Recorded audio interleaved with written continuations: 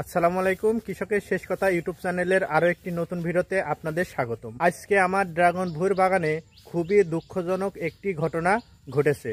কেউ আমার ড্রাগন বাগানে জাল কেটে দিয়ে গিয়েছে।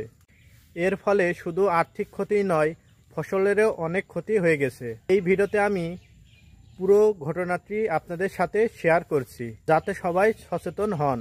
সো ভিউয়ার্স, আপনাদের মতামত অবশ্যই কমেন্টে জানিয়ে যাবেন।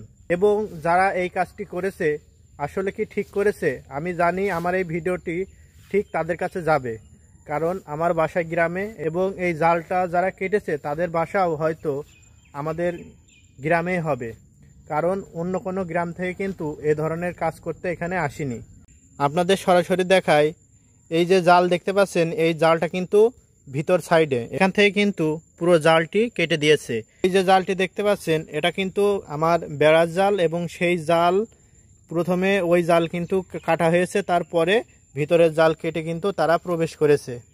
এবং এখান থেকে যেহেতু কেটে থুয়ে গেছে, সেই জন্য আমার বাগানে কিছু ফলও কিন্তু শিয়ালে হোক কিংবা মানসি হোক নষ্ট করে গেছে।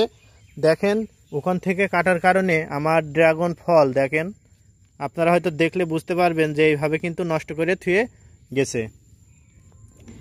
এতে আমার হয়তো কিছু ক্ষতি হয়েছে, আল্লাহর রহমতে পুষিয়ে যাবে, কিন্তু এই কাজটি যারা করেছে আসলে এই কাজটি কিন্তু ঠিক করেনি।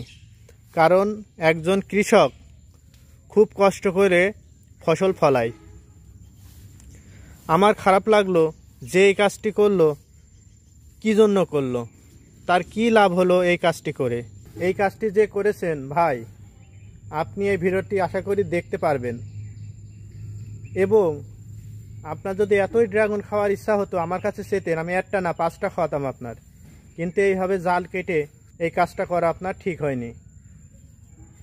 আসলে কাউরের ভালো কেউ দেখতে পারে না, সেই জন্য কিন্তু এই কাজটি করেছে। সো ভিউয়ার্স, এতটুকু ছিল আজকের ভিডিও। কেমন লাগলো অবশ্যই কমেন্টে জানাবেন এবং আপনারাও সচেতন হয়ে যান এই ধরনের কাজ যাতে আর না হয় তার জন্য। এবং যারা করছেন ভাই, প্লিজ এইভাবে কাউরে ক্ষতি করার চেষ্টা করেন না। তো সবাই ভালো থাকেন, সুস্থ থাকেন, আল্লাহ হাফেজ।